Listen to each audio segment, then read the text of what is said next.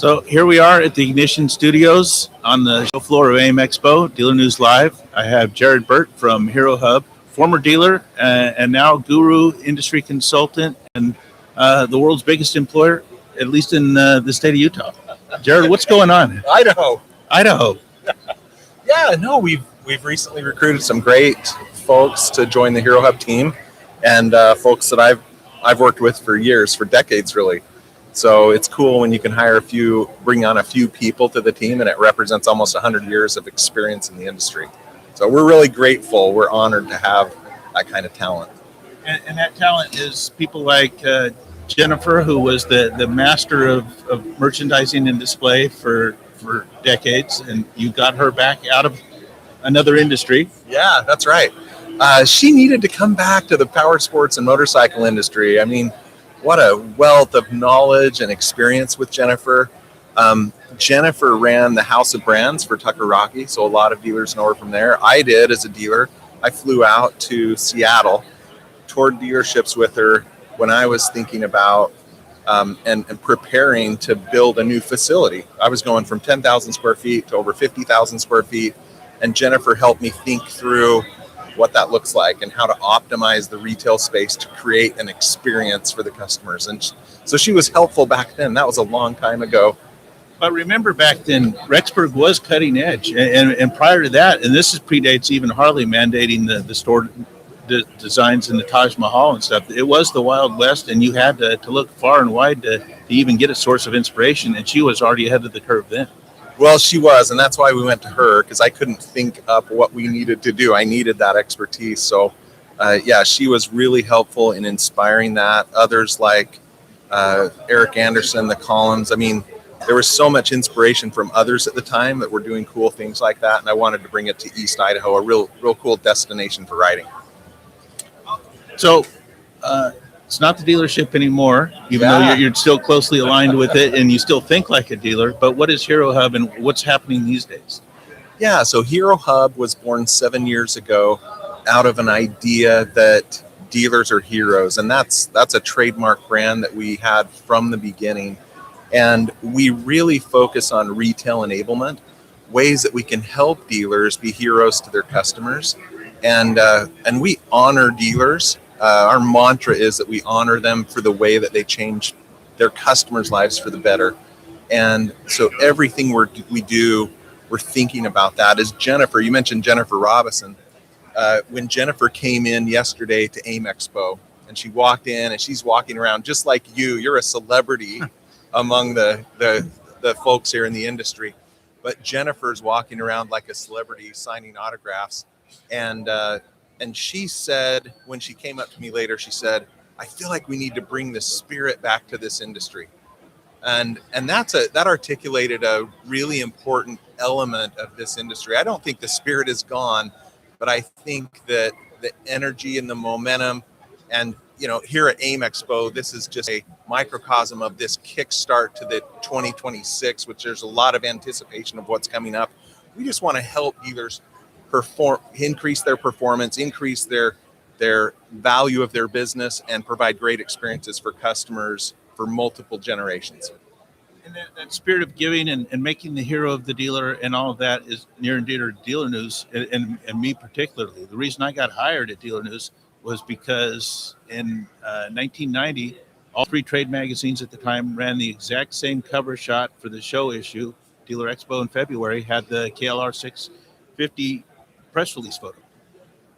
The same 20 pages of all three magazines were exactly the same cut and paste crap. And so they brought me in outside and said, what's wrong here? And I said, it's easy. Name of the magazine is Dealer News. I don't see any dealer there. Put dealer on the cover and make a hero of that dealer. And then Top 100 program. Again, you, as a dealer, you may never make the cover of Time magazine, but you can make the cover of Dealer News. I think it's better to be on Dealer News.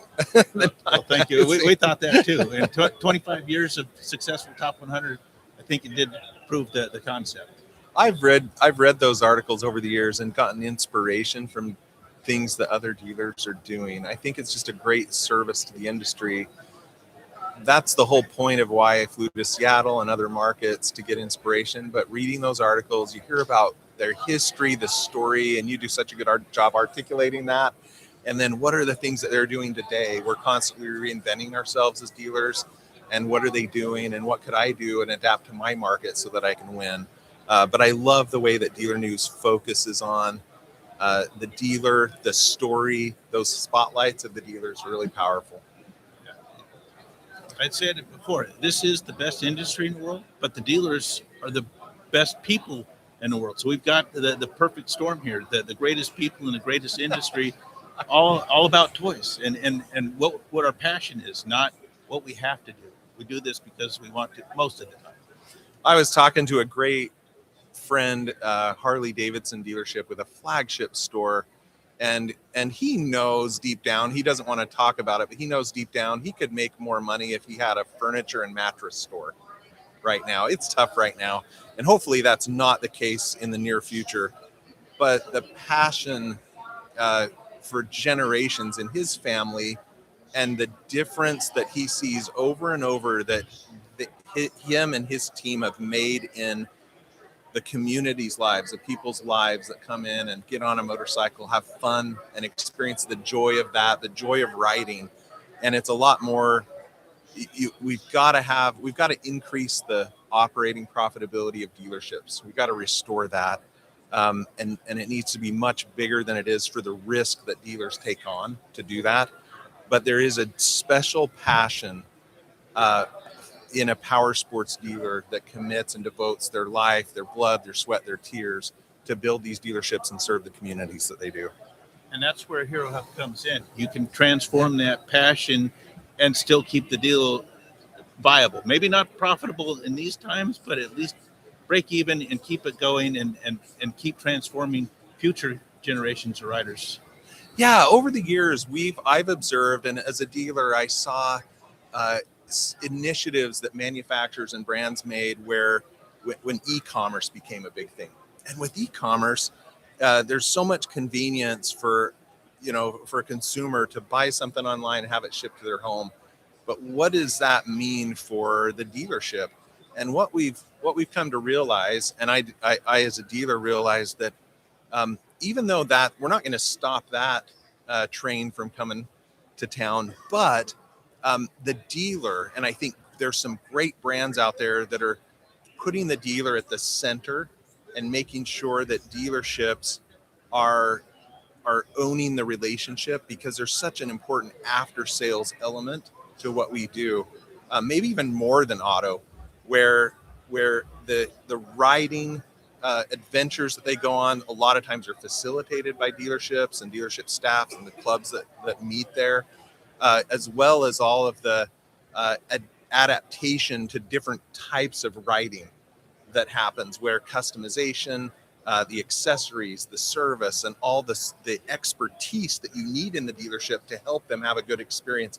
And if they don't have a good experience, it's not like a car where I'm gonna stop riding a car.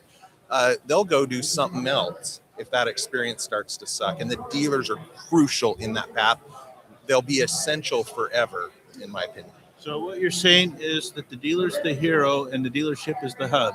Kind of makes sense here. Yeah, no, exactly. Absolutely. And that's the connection. So Hero Hub is focused on retail enablement and dealer performance. And one of the things that we did, we had a group of dealers that were meeting with me quarterly to help me keep in touch with the industry, kind of an advisory council. And they came to me and said, hey, we want to formalize this, and let's have you moderate a 20 group. And that's been one of the funnest projects in my career. Dealer Hero 20 Groups was born just over a year and a half ago. Now we've got hundreds of dealers that meet with us every month, that join with us in other educational platforms like the Dealer Hero webinars, which are open for free to all dealers, and Dealer Hero 20 Groups, with groups of non-competing dealers that are meeting every month to discuss some of the challenges, but very solutions-oriented on service department, on our parts and accessories business, F&I, pre-owned, and figuring out strategy and then fiercely executing every month one thing in their dealership that they can do to improve operations, improve that customer experience. That's been a lot of fun. And that's the key thing. There's a lot of programs out there, but there's no actionable items, it seems like. If you focus on one thing, fiercely pursue it that month, and then that's 12 things you can accomplish in a year versus a lot of theory and a sensory overload. I mean, happens at the show. You see everything, you're going to change it, and then come Monday morning when you're back in the store, Yeah. it sort of gets lost. I had this problem. I came to Indy at the shows back in the day, and I left with a notebook with 23 ideas that I had great ideas. I was going to go back to the dealership, came back to the show a year later, and then I added another 27 ideas. And nothing's getting done. But yeah, our dealers are so good. They're very intent on, okay, I might leave this meeting. I heard 5 things that would be really cool, but the discipline to say what matters most and what's essential, and then take just that one thing, set those other things aside, and then go fiercely execute. That's powerful, because you look back several months later and go, wow, we really made a difference. We're really cooking. We're evolving as a dealership, and we're driving efficiency and profitability and customer experience to improve the value of our dealership and the experience for our customers. So for the 5 dealers that are here, where are you located on the show floor? And for all of the real viewers out there, how do we find you in the virtual world? Yeah, so so if you're here, come to booth number 1035. It's the glowing tower with the Hero Hub halo over top of it, just across the way. And we're next to Triumph Motorcycles. And so we'd love to visit with you. Jennifer is there. Brian Croft. Forgot Brian was there too. Brian Croft just joined us, and he was my Honda rep back in the day, and was just a humble, I don't know, before servant leader was popular, Brian just came in and took a humble approach. And when I was stressed out because I had too much inventory, I remember him coming in one day and just going kind of one by one my oldest inventory and helping me come up with ideas on how I could improve my inventory position with Honda motorcycles. So Brian Croft's with us. We're really excited. His most recent stop has been with KTM, great company. And then Brian Kane is also here. He's over at the booth. And Brian has leadership experience way back with Right Now Power Sports. He helped grow with Bill Nash, the Nash Power Sports dealer group. So Brian has a lot of experience with dealer groups and how to help expanding dealer groups create efficiencies of scale while still having extremely high CSI and dominating the markets that those individual dealerships are in. So we're just over at 1035. And then you can find Hero Hub. We're herohub.com, and we're on all the social channels except TikTok. We haven't done the TikTok yet. How many dealers actually use TikTok? You know, I spent a few years with an OEM, with a power sports OEM. Well, I was working on my MBA. I went back to school after I sold out in the dealership. And while I was at the OEM, I remember flying out to Minneapolis to go to a corporate meeting, and from Idaho. They wanted me to move to Minneapolis or, other cities. I stayed in Idaho, but that meant I had to fly a little bit. So I fly in for a meeting, and that was a little before Zoom became a big thing after COVID. But I walk into the boardroom, and these these guys are paid millions of dollars, and they're sitting on their phones scrolling through the TikTok. So I don't know. Maybe a lot of people do. I don't know. I think dealers, I don't think they scroll as much. No, but we're in an industry that is anti or counter scrolling, and that's my biggest partner. AI doesn't ride a motorcycle. Yeah. It can optimize, and it can do all these things, but putting the butt in the seat and the bugs in the teeth sort of thing, that's something that's uniquely human right now. Absolutely. It's an analog experience. Today at 3:30, I've got a panel discussion with Ashmore Ellis. You know Ashmore Babes with Right Out, Babes Right Out, and Babes a on the fellow Dirt, MIC board member, fellow board member, and then also with Alexander Smith. Chip off the old block, and dealership is phenomenal. Alexander's a great guy, and just like his dad, I mean, he is spitting image of Malcolm, personality-wise and professionalism. I mean, he is a sharp operator. Yeah, Alexander's a class act. I was in his dealership a few weeks ago before Christmas, and he has some great insights. And you might be surprised to hear him talk about how he is implementing AI in his dealership operations, so that he and his employees can ride more and help more customers. So Hero Hub has Dealer AI, which is all about helping dealership employees have better human-to-human connections with their customers.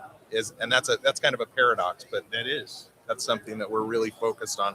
So Alexander Smith will be with me at 3:30 on the Dealer Excellence stage, and we'll be talking a little bit about AI and analog experiences and how important it is that we lean in on differentiating, because analog is so much more powerful way to thrive, and let AI let it do its thing, but we're going riding, right? Love it. And I think that's well, you and Dave need to talk about AI, and maybe talk about it in future columns that Dave's got now in his series. But for today, let's call it a day. Thank you. Thank Jared. you for having me over. It's just a privilege and an honor to be with you. I really admire you, and thank you for having me on the show. Thanks for being our guinea pig for live streaming. Thank you.